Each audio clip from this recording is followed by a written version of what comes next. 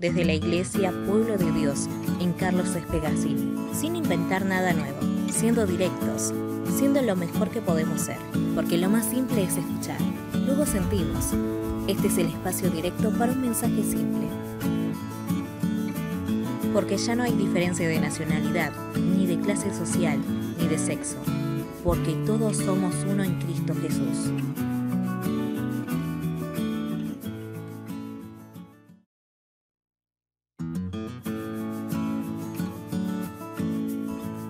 Pero al ver que muchos fariseos y saduceos llegaban a donde él estaba bautizando, les advirtió: «Camada de víboras, ¿quién les dijo que podrán escapar del castigo que se acerca? Produzcan frutos que demuestren arrepentimiento. No piensen que podrán alegar: tenemos a Abraham por padre. Porque les digo que aún de estas piedras Dios es capaz de darle hijos a Abraham. El hacha ya está puesta a la raíz de los árboles, y todo árbol que no produzca buen fruto será cortado y arrojado al fuego. Yo los bautizo a ustedes con agua para que se arrepientan, pero el que viene después de mí es más poderoso que yo y ni siquiera merezco llevarle las sandalias. Él los bautizará con el Espíritu Santo y con fuego. Tiene el aventador en la mano y limpiará su era, recogiendo el trigo en su granero. La paja, en cambio, la quemará con fuego que nunca se apagará». Hoy quiero hablarles acerca del arrepentimiento. La idea es que durante todo este tiempo, y si vamos a la iglesia, si seguimos en la iglesia, hacemos exactamente lo mismo. Nos enfoquemos en los evangelios, nos enfoquemos sobre todo en la persona de Jesús, en los actos de Jesús, en la historia de Jesús, en sus hechos, en sus obras, en lo que Él hizo. Esa es la idea, es ir de a poco yendo de evangelio en evangelio, tratando de llevar un hilo de las obras de Jesús. Y obviamente cuando hablamos de Jesús hablamos de esos tres aspectos, los tres oficios de Jesús: profeta, sacerdote y rey, ¿no es cierto? Jesús tiene esos tres oficios que se comparan con los oficios que existieron en el Antiguo Testamento. Y obviamente enfocándonos en el aspecto de rey, que es el aspecto en el cual lo presenta un poco Mateo, ¿no es cierto? Y vamos a ver el capítulo 3 del Evangelio de Mateo, del capítulo 7, del versículo 7 al 12, y vamos a hablar de una persona que no es Jesús, pero que sí nos presentó a Jesús, que fue, se podría decir, el primer evangelista, el primero que señaló a Jesús. Ustedes saben que como evangelistas habla sobre el mensaje de Jesús, habla sobre el mensaje de la cruz, sobre su vida, sobre su forma de actuar, sobre su carácter, su amor, su ternura, esa tarea de ser evangelistas. Cada uno es evangelista con su propia vida. En el último siglo surgieron estas formas de evangelismo masivos, evangelismos donde bueno, se junta mucha gente en muchos lugares y se obran milagros y todo. Eso puede ser genuino, es algo genuino, es un don del Espíritu, es todo, pero está bueno saberlo que esto no siempre fue así, que el evangelismo no se daba en campañas, no se hacían campañas evangelísticas, sino que por el contrario, las campañas evangelísticas las hacían las personas en sus vidas, con sus vidas cambiadas. Si bien había movimientos evangelísticos, como el de Juan Wesley y todo, que andaba a caballo, todos conocemos la historia, ¿no es cierto?, de que iba para todos lados. Incluso está la historia de que en verdad Juan Wesley se fue a evangelizar porque tenía la mujer que estaba bastante loca y que lo volvía loco a él, y que por eso cazó el caballo y se fue. Está en la historia, está en la biografía de Wesley, así que léanlo. Fíjense las cosas que hace Dios para que salgamos a evangelizar, ¿no? abuela y le puso una mujer que lo volvía loco.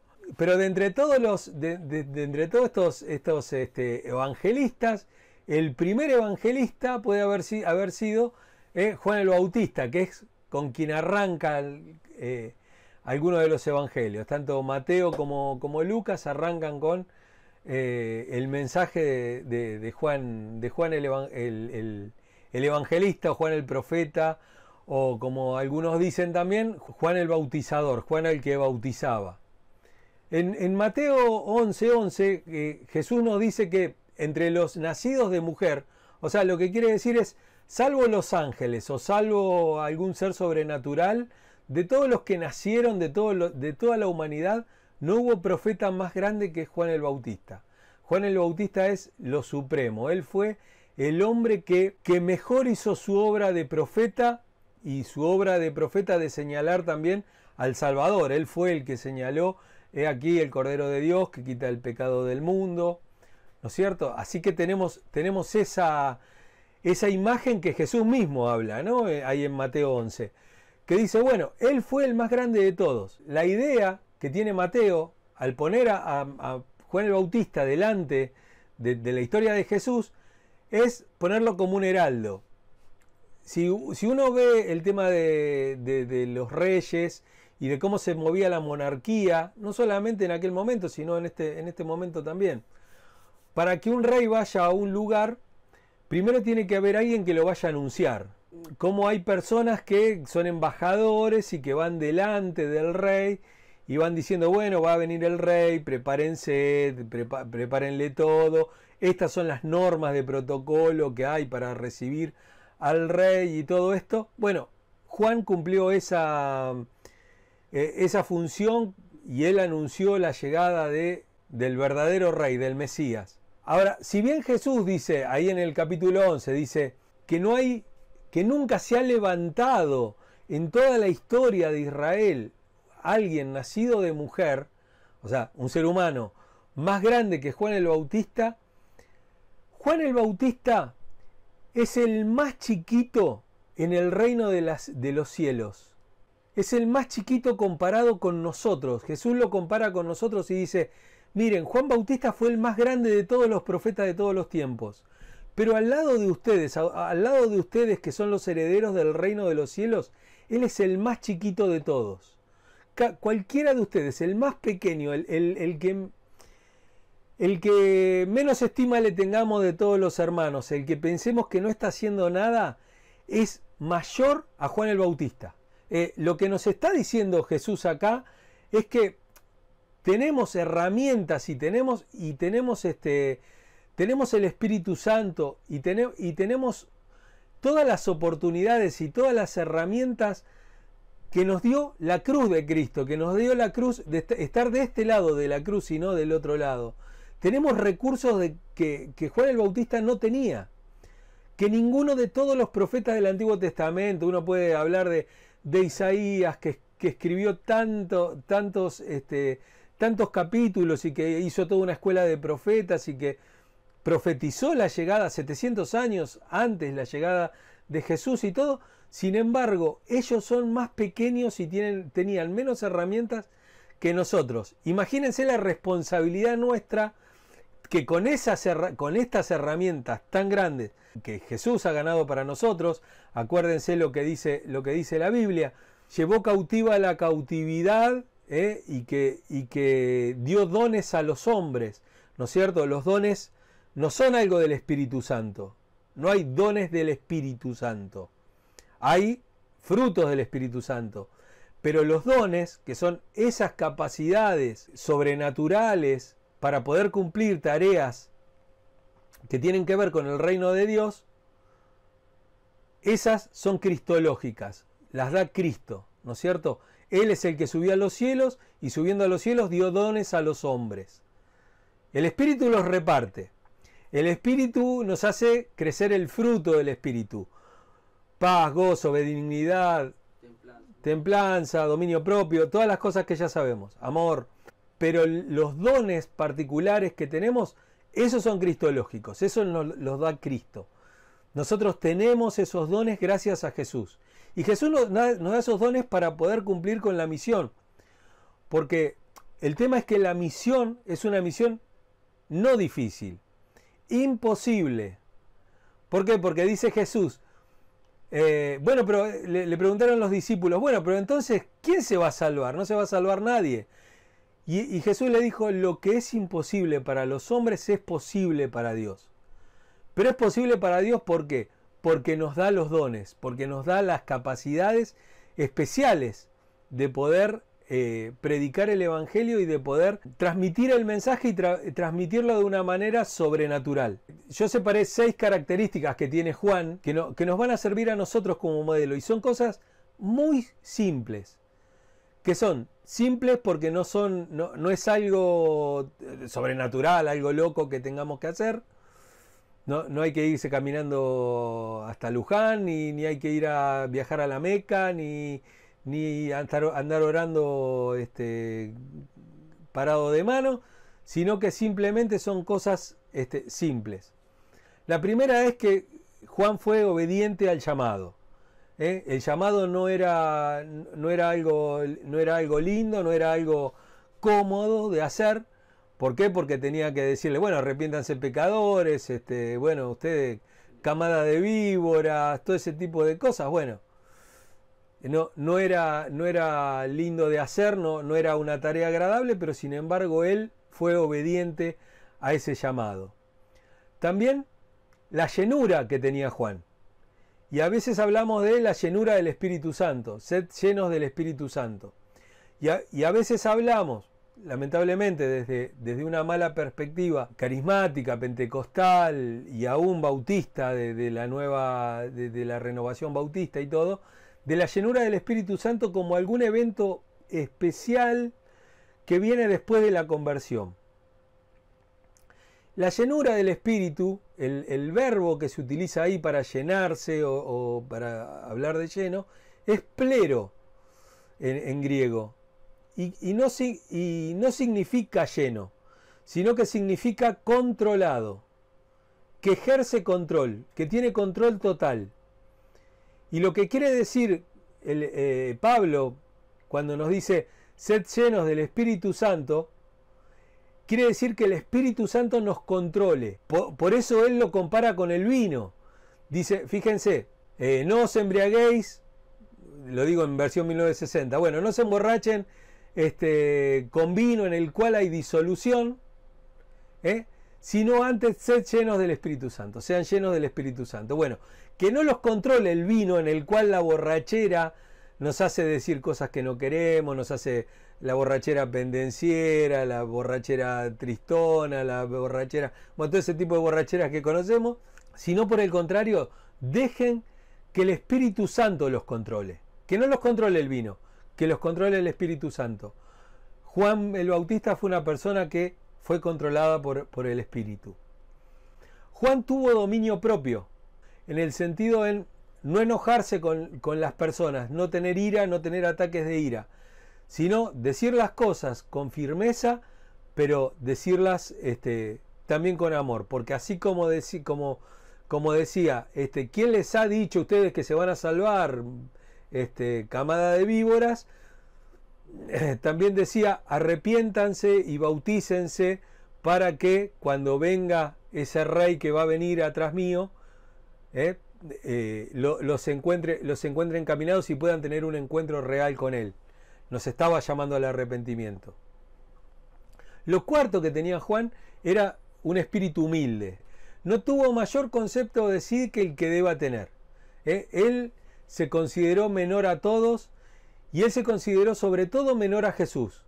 Cosa que hoy lamentablemente vemos en ciertos liderazgos eclesiásticos, personas que piensan que son más que Jesús. Y sobre todo basándose en algún versículo perdido de la Biblia que no tiene nada que ver con lo que... Mayores cosas que estas ustedes harán. Bueno, no se trata ni de caminar sobre el agua, ni de volar, ni de hacer ninguna de ese tipo de cosas, sino se trata de que vamos a hacer mayores cosas que Jesús, porque nosotros vamos a completar la tarea de Jesús a lo largo del tiempo. Él empezó predicando el Evangelio, Él da la salvación, Él convocó a un montón de seguidores. Bueno, nosotros tenemos la tarea de continuar con eso, de predicar el Evangelio. Y Juan entendió eso. Juan entendió que era necesario que Jesús crezca, pero que él mengüe. Lo quinto es que él fue un excelente predicador y utilizó la Biblia como mensaje. Acuérdense que él, cuando habla de enderecen sus caminos, enderecen sus veredas y todo eso, no está diciendo algo que a él se le ocurre, algo que se le ocurrió a él en el momento o algo que le enseñó a alguien en Qumran. No, él agarró la Biblia, agarró el rollo de Isaías, donde estaba ese pasaje, y leyó y predicó de acuerdo a la Biblia. La Biblia es el gran ausente hoy, es la gran ausente en los púlpitos. No muchos toman un pasaje y lo desglosan, no muchos toman un pasaje y se dedican a hablar sobre eso. Les puedo asegurar que es mucho más fácil predicar de la manera que yo predico, a lo mejor tomando un pasaje, y no es que cuesta más trabajo. Cuesta más trabajo estudiar, pero después, una vez que uno tiene la técnica, es mucho más fácil, porque uno se ajusta al texto y tiene la certeza, tiene la garantía de que uno no está hablando algo que se le ocurre a uno o algo que a uno le aparece. Entonces el hermano termina de escuchar la prédica, o mientras está escuchando la prédica está leyendo el pasaje, dice: sí, lo que me está diciendo el pastor, lo que me está diciendo el predicador, es lo que yo estoy leyendo. Yo estoy leyendo esto y yo estoy aprendiendo y estoy viendo un punto de vista. Y llego a mi casa y lo puedo seguir leyendo y puedo seguir corroborando. Entonces, una gran virtud de Juan el Bautista fue que fue un gran predicador y que utilizó la Biblia como el mensaje. Y lo sexto y último es que atrajo a muchas personas. Y eso es algo que muchas veces pasa. Entonces, fíjense cómo hay muchísimas personas que convocan a mucha gente. Pero ¿qué pasa con esas personas? Se enaltecen. Entonces dicen: no, tenemos que ir allá, que ir a Colombia porque allá está la unción, o tenemos que ir a Estados Unidos porque allá está la unción, o está la unción acá, la unción allá, acá está la persona que tiene esto, que tiene el otro.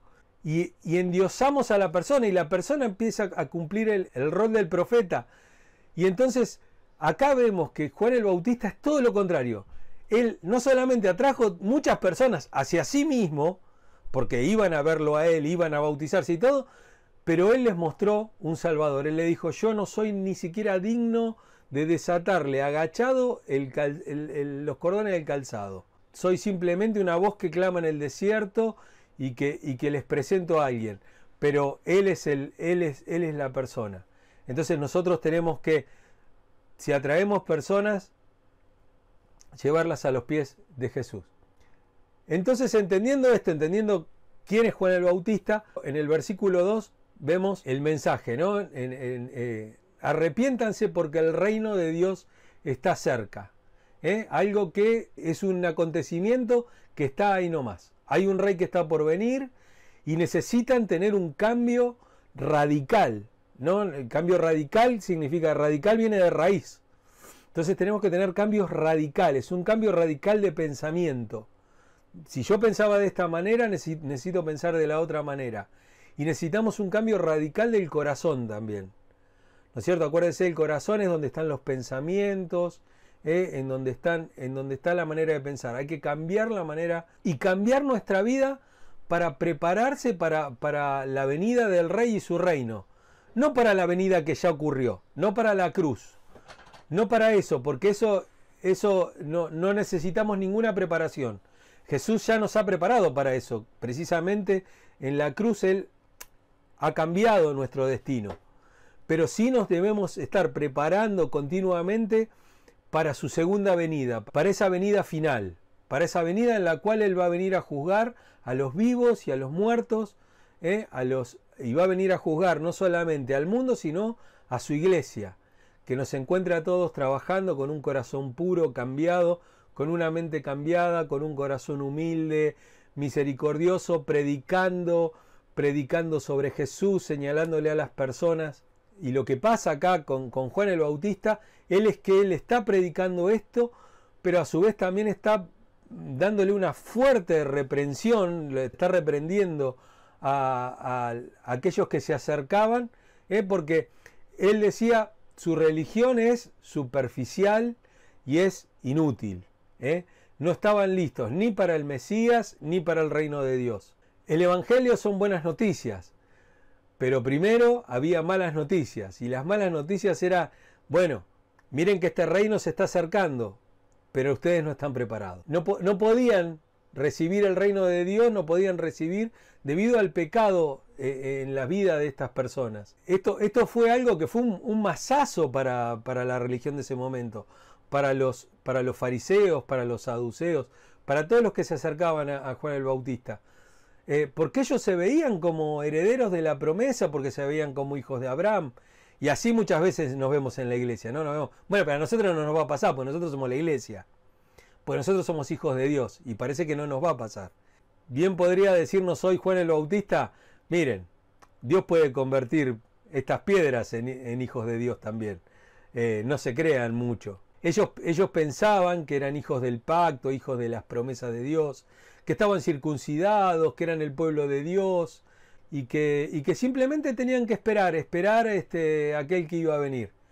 Ahora, cuando esa persona está por venir, cuando el Mesías está por acercarse, lo que les dice Juan el Bautista es, ustedes no tienen derecho a entrar en el reino de Dios. Él les dice, ustedes tienen que arrepentirse y tienen que bautizarse. Y una cosa que pasa también acá, con el tema de Juan el Bautista, es que el bautismo no era solamente para judíos, sino que era para judíos y para gentiles.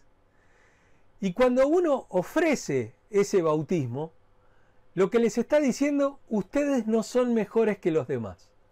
Ustedes no son distintos al pagano, al que viene de Siria, ni al que vive en Egipto, ni al que... Ustedes no son distintos, ustedes necesitan arrepentirse, convertirse, y la señal externa de ese lavado interno, de esa agua que va a correr por medio de Dios en nuestro corazón y todo, y nos va a limpiar de toda maldad, va a ser bautizado como cualquier hijo de vecino.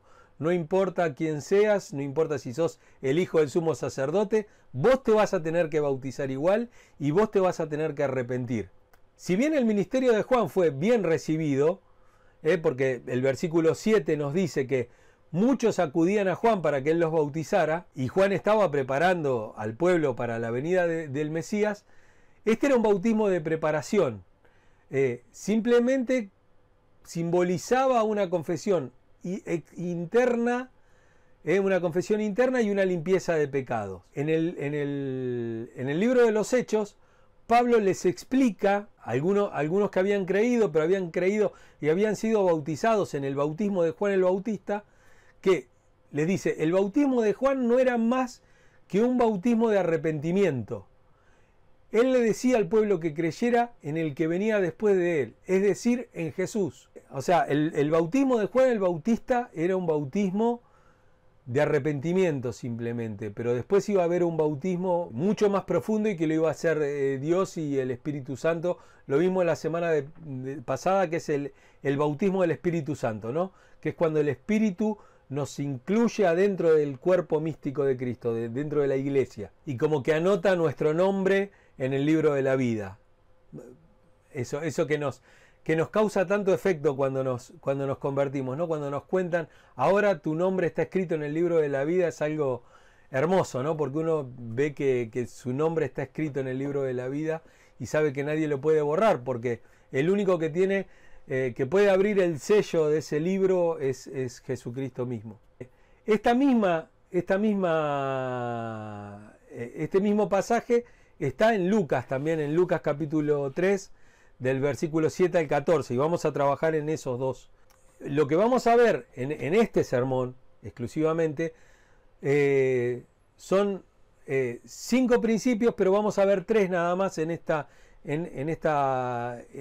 el día de hoy, que son la comunidad, cuál era la comunidad a la cual se dirigía Juan, el careo, el enfrentamiento, la confrontación que hace Juan el Bautista, y la condenación.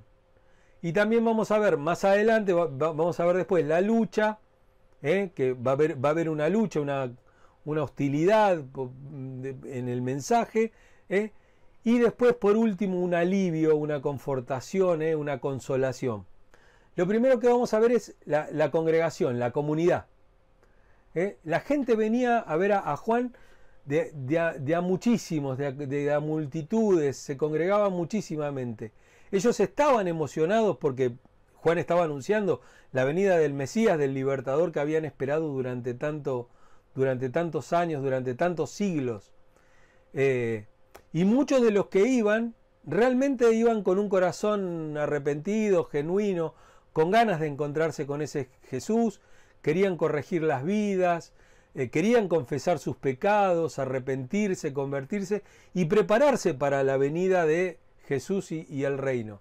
Ellos estaban muy emocionados y vinieron a Juan como ese remanente fiel que siempre queda en todos lados. La historia de la iglesia y la historia del pueblo de Dios es la historia del remanente. No esperen las grandes multitudes. Las multitudes se dan en el cielo, porque se van sumando esos pequeños remanentes que surgen a lo largo de la historia. Pero la historia de la iglesia y la historia del pueblo de Dios no es una historia de grandes multitudes. Siempre por lo general hay grandes multitudes cuando las cosas andan bien, pero cuando las cosas empiezan a andar un poquito mal se borran todos, ¿no? En el momento de la batalla todos rajan. Ellos estaban, las personas que fueron estaban escuchando, estaban convirtiéndose, eran bautizados, se preparaban, pero no todas eran tan genuinas y no todas eran tan sinceras, y no todas fueran tan reales. Y esta congregación es una congregación muy especial, y es una congregación que la podemos comparar con la congregación de cualquier iglesia, de cualquier tiempo y de cualquier lugar. En el Evangelio de Lucas, en el capítulo 3, Lucas nos presenta que lo que Juan el Bautista decía, lo escuchaban todos. Era un mensaje escuchado por un montón de personas. Entonces el diálogo que acá se lleva con esta congregación no fue solo con ellas, sino que era oído al final en todo el mundo, con todo el mundo. La multitud entera terminó oyendo lo que él dijo.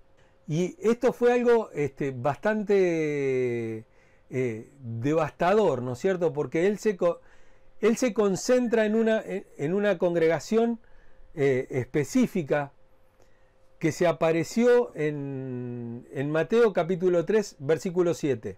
Dice, pero al ver que muchos fariseos y saduceos llegaban a donde él estaba bautizando, les advirtió, camada de víboras, ¿quién les dijo que podrán escapar del castigo que se acerca?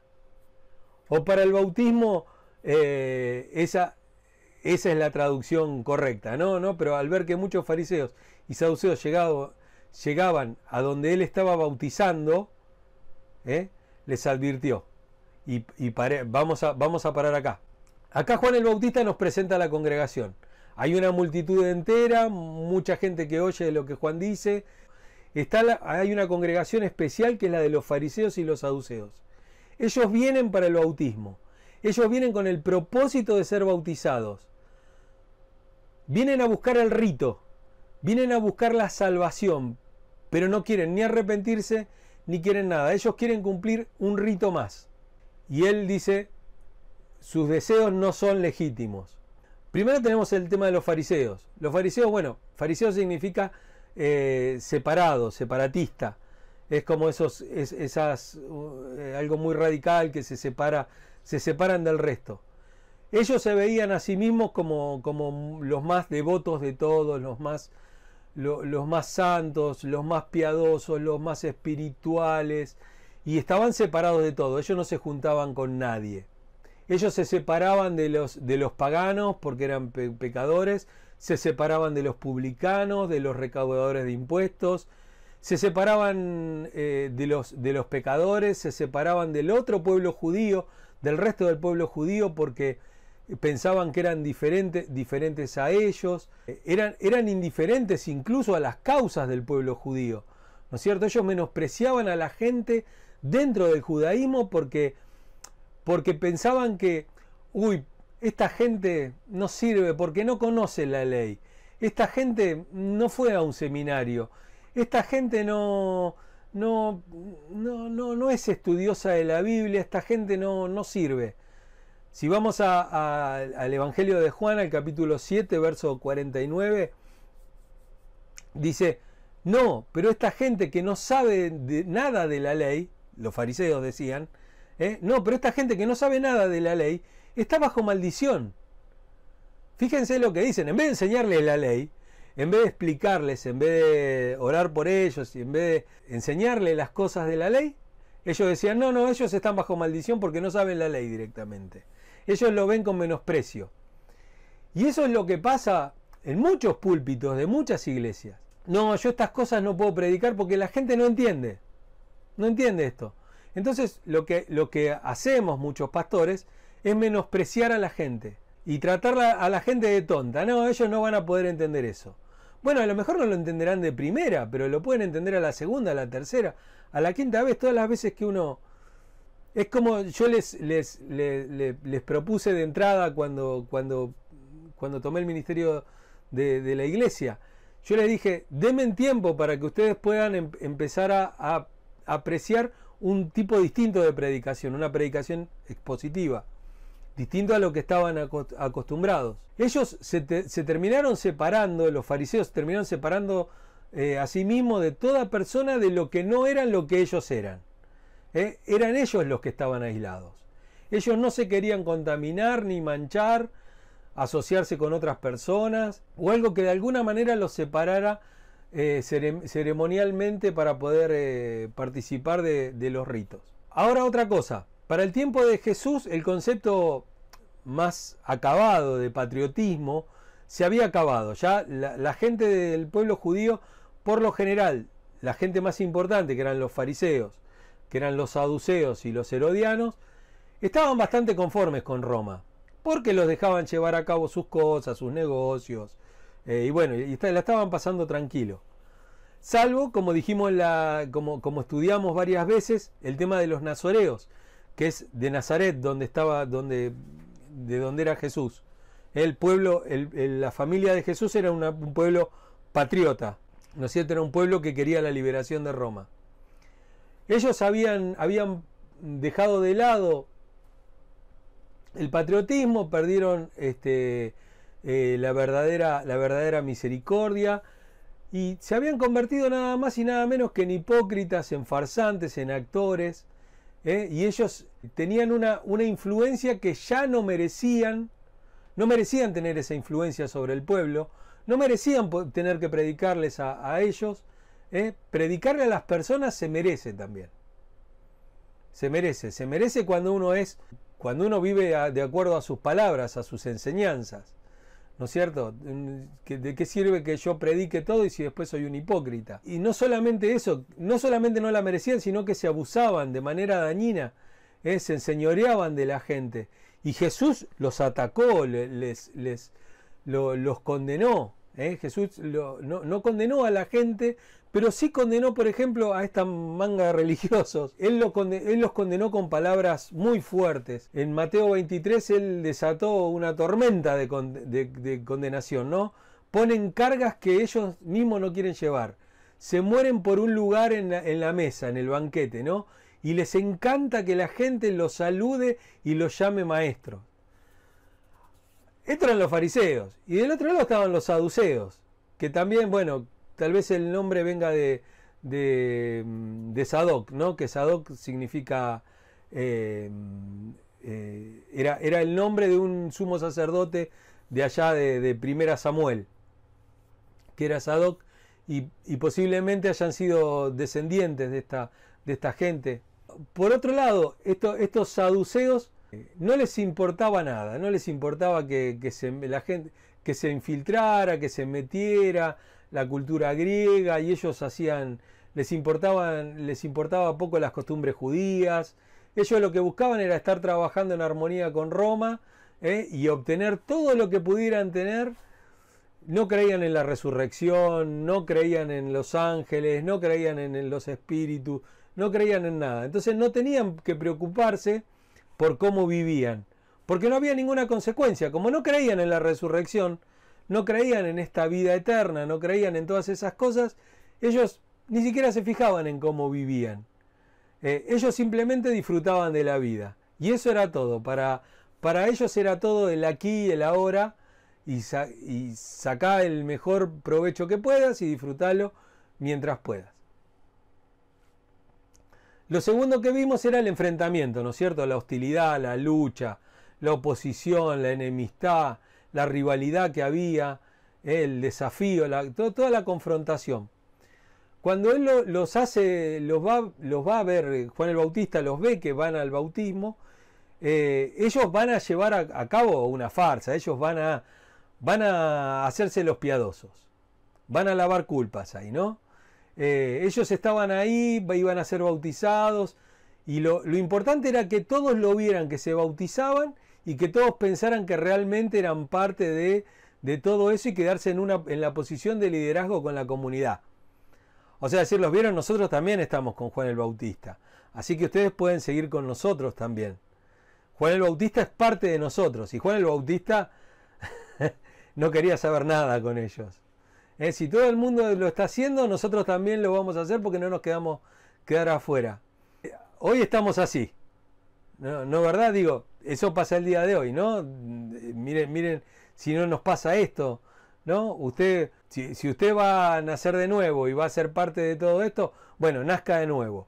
Y después lo que necesite que hacer para hacer esto, y sin nacer de nuevo lo va a hacer que usted sea elegido, entonces nazca de nuevo lo que necesite. O sea, hacemos las cosas para ver en qué nos convertimos. Y no realmente porque estamos convencidos de pecado, de justicia y de juicio. Nadie se quiere quedar afuera. Ahora están diciendo, bueno, pero todas las iglesias están abriendo, pero si allá están abriendo, pero si lo que pasa es que la municipalidad nos pone protocolos muy duros para abrir, entonces lo que pasa es que están en contra del evangelio. No se trata de protocolos duros. Lo que se trata es de protocolos que nos cuidan. Que nos cuidan.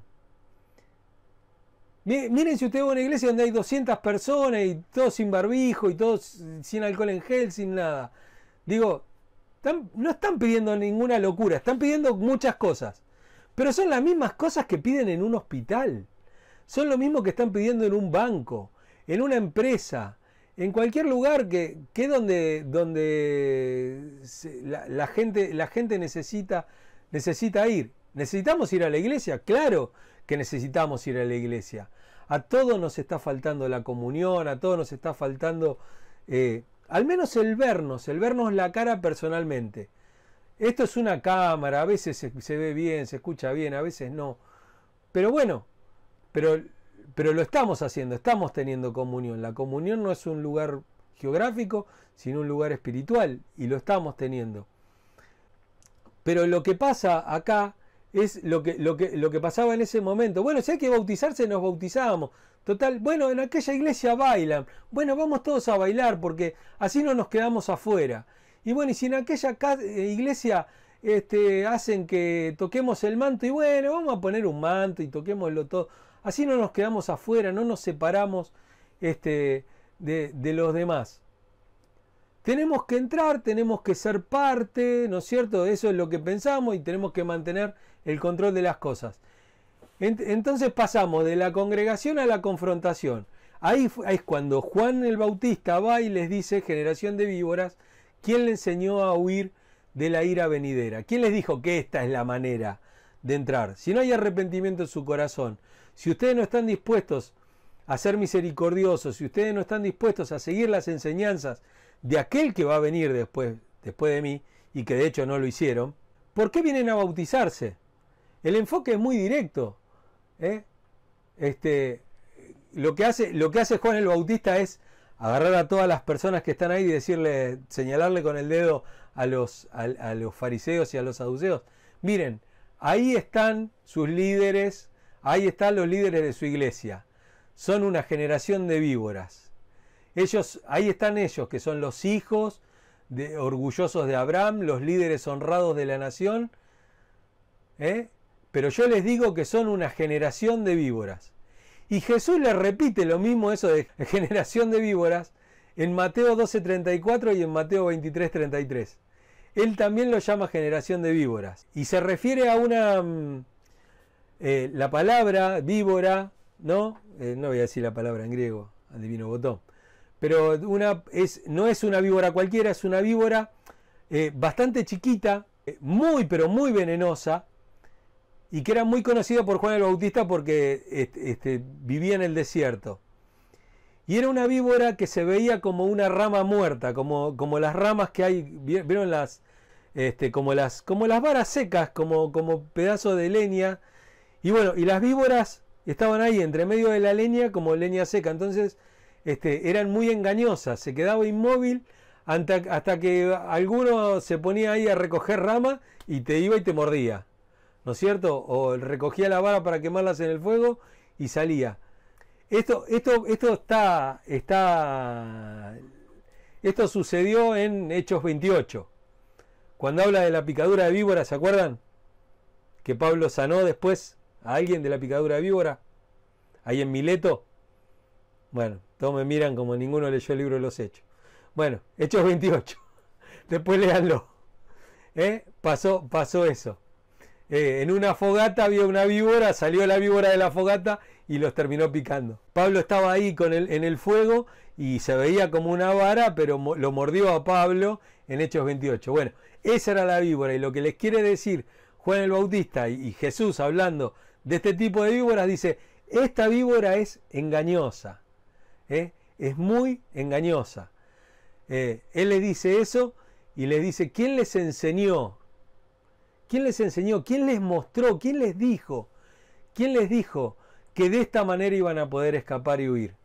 Y tiene mucho que ver lo del tema de la víbora, porque acuérdense que el que venía después de Juan el Bautista los iba a bautizar con Espíritu Santo y fuego, ¿no es cierto? Que iba a prender fuego, todo aquello que no sea fruto, lo iba a quemar en el fuego. Bueno, estas víboras, cuando tiraban todo el ramerío, iba una víbora en el fuego, salían volando del fuego. Bueno, lo que les dice Juan el Bautista acá, ustedes no se crean que como esas víboras van a salir del fuego, ustedes se van a quemar ahí mismo. ¿Quién le dijo que ustedes pueden esquivar el fuego del juicio de Dios con un rito? Simplemente bautizándose. Y lo último es la pena, el castigo, en el versículo 8. Juan se dio cuenta del engaño de estas personas, se dio cuenta de que estas personas no eran genuinas, que pretendían huir de la ira venidera y todo eso, que se estaban cambiando de partido justo antes de que venga el bajón, ¿no es cierto? O sea, hoy son todos kirchneristas, mañana serán del partido que gane, ¿no es cierto? Siempre están con los que ganan.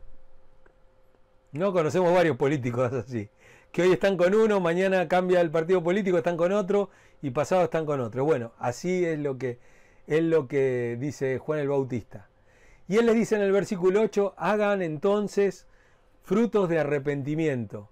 Si realmente ustedes quieren huir de la ira venidera, si ustedes realmente son víboras que están huyendo delante del fuego, y ustedes quieren arrepentirse, si quieren ser partícipes de ese reino de Dios, déjenme que yo pueda ver el fruto del arrepentimiento de sus corazones. Enséñenme cuáles son sus frutos de arrepentimiento. ¿Cómo es su vida transformada? ¿Cómo es que la vida de ustedes ha sido transformada? Este es el fruto del arrepentimiento. En Hechos 26:20 dice Pablo, respondiendo al rey Agripa acerca de su ministerio, ¿no es cierto? Dijo que él iba por todo Damasco, Jerusalén, las fronteras de Judea y después a todos los gentiles para que se arrepintieran y se volvieran a Dios. Pablo les predicaba además de todo eso, que se arrepientan, que se volvieran a Dios y que hicieran obras dignas de arrepentimiento. La semana pasada vimos ser dignos, estar a la altura. Ahí está el fruto del arrepentimiento. Ahí están las obras del arrepentimiento en Hechos 26. ¿Cuáles son? Miremos Lucas 3. Así las dice Lucas. Quiero ver la legitimidad del arrepentimiento. ¿Ustedes están huyendo de la ira venidera? Bueno, muéstrenme el fruto. En el versículo 7 dice, generación de víboras, ¿quién los enseñó a huir de la ira venidera? Pero en el versículo 8 les dice, hagan pues frutos de arrepentimiento. Entonces ahí la gente en el versículo 11 y en el versículo 10 dice, la gente le preguntaba entonces, bueno, ¿qué hacemos? ¿Qué hacemos para hacer fruto de arrepentimiento? Necesitamos hacer fruto de arrepentimiento. Vos no decís esto, pero no se entiende. ¿Qué fruto? ¿Cuáles son los frutos del arrepentimiento? Y él le dice, el que tiene 2 túnicas, fíjense qué fácil que son los frutos del arrepentimiento. Cómo no hay que ser muy tan espiritual y ni hacerse el orador fatal y el ayunador fatal. El que tiene 2 túnicas, dé al que no tiene. El que tiene que comer, haga lo mismo. Vinieron también unos publicanos para ser bautizados y le dijeron, maestro, ¿qué hacemos? Él les dijo, no le exijan más de lo que les está ordenado. No les cobren de más. No le cobren de más impuestos. Cóbrenle, no nada, no le perdonen los impuestos. Lo que dice es, cóbrenle lo que es justo. Y vinieron los soldados también a preguntarle. Y le dice, y bueno, ¿y nosotros qué hacemos? No extorsionen a nadie, no calumnies, o sea, no acusen a nadie falsamente, no terminen acusando a nadie y estén contentos con el salario, no coimeen, lo que les dijo. Es bastante simple. Juan no les está diciendo algo muy raro, ¿no? Tiene que haber un cambio de vida, no hacer las cosas que solíamos hacer, hagamos cosas justas, no cosas injustas. Miren qué fácil, ¿no? Parece una pavada que tengamos que decir estas cosas. Seamos amorosos, compartamos. Él le dice a los fariseos, si ustedes tienen 2 túnicas, denle a alguien. Si tienen comida, dénsela a alguien que tiene hambre. Permítanme ver algo en su vida que parezca que son dignos de arrepentimiento. Santiago dice que la fe sin obras es una fe muerta. Cada uno de nosotros no va a probar el arrepentimiento a menos de que haya frutos de arrepentimiento y la obra de arrepentimiento sea verdadera. El verdadero arrepentimiento se manifiesta en una vida cambiada. Haced pues frutos dignos de arrepentimiento. Lo que significa acá, haced frutos dignos de arrepentimiento. Esa palabra digno significa del mismo peso. La palabra griega es como en una balanza. Hagan cosas dignas de arrepentimiento, que tengan el mismo peso que el arrepentimiento. O sea, no pongan arrepentimiento sobre arrepentimiento. El arrepentimiento es una cosa, y de igual manera tiene que haber obras de justicia. Como dice Jesús, hagan esto sin dejar de hacer aquello. Esto es una realidad en ellos. Él lo sabía, Juan el Bautista lo sabía, los fariseos lo sabían, todo el mundo que los rodeaba lo sabía. Entonces así Él los confronta, y si ustedes vienen con arrepentimiento genuino, bueno, muéstrenmelo, vamos a ver una vida cambiada. Podemos suponer en algún momento, bueno, pero ellos no sabían esto. Sin embargo, los judíos, tanto como nosotros como la iglesia, conoce lo que es el arrepentimiento. Ellos lo saben de adentro hacia afuera y de los pies y de la cabeza. El arrepentimiento es parte de la vida de la iglesia y era parte de la vida de los judíos. Así que no es que lo que dice Juan el Bautista a mí no me toca porque yo soy de la iglesia. Dijo Jesús que nosotros teníamos más herramientas que ellos. Para los judíos y para la iglesia, el arrepentimiento es parte central de la manera de pensar. Es un elemento central de la teología. Jonás 3:10 dice, y vio todos lo que hicieron, que se convirtieron de su mal camino y se arrepintió del mal que había dicho que les haría y no lo hizo. Está hablando de Dios. Dios había condenado al pueblo de Nínive, pero sin embargo, Él vio lo que hicieron, que se convirtieron de su mal camino por medio de sus obras, ¿no es cierto? ¿Qué es lo que vio Dios en eso? ¿Qué fue lo que vio Dios para hacerlo cambiar de actitud? ¿Cómo evalúa Dios el arrepentimiento de las personas? ¿Por qué? Por sus obras, por su fruto. Él no dice que leyó los pensamientos, no dice que oyó las oraciones. Dios dice que vio sus obras. Los maestros solían enseñar que uno de los versículos más importantes en el Antiguo Testamento era Isaías 1:16. Y había 8 obras de arrepentimiento ahí. Decía, lávense, límpiense, después lean 8:16. Aparten de mi vista sus obras malvadas. Dejen de hacer el mal. Aprendan a hacer el bien. Busquen la justicia. Reprendan al opresor. Aboguen por el huérfano y defiendan a la viuda. Primero nos lavamos a nosotros mismos, nos limpiamos, nos quitamos la maldad delante de nuestros ojos, aprendemos a hacer lo que está bien, buscamos la justicia y después eso se va a manifestar hacia afuera. ¿En qué estamos confiando? ¿En qué confiamos para nuestra salvación? Si ellos estaban confiando en las obras, en la justicia personal, y ellos creían que eran buenos, ellos guardaban todas las reglas religiosas, ¿por qué pensamos que nosotros somos distantes? Hoy oímos decir, soy cristiano, ¿por qué? Porque básicamente soy bueno, porque Dios nunca me haría eso, o me enviaría al infierno. Él nunca haría una cosa así. Juan el Bautista termina diciendo, el hacha ya está puesta en la raíz de este árbol llamado religión. El hacha ya está puesta en la raíz. Dios va a cortar de raíz la religión. Creo yo, y creen muchos pastores, y creen muchos teólogos, y creen muchas personas, que estamos rumbo a un paradigma totalmente distinto en la religión. Estamos yendo a otra forma de ser iglesia. Porque Dios está poniendo el hacha en la raíz de la religión. De esta religión que durante muchos años nos ha hecho estar metidos adentro de una iglesia, metidos adentro entre nosotros, llamándonos justos a nosotros mismos, despreciando a todo el mundo y no haciendo obras de justicia.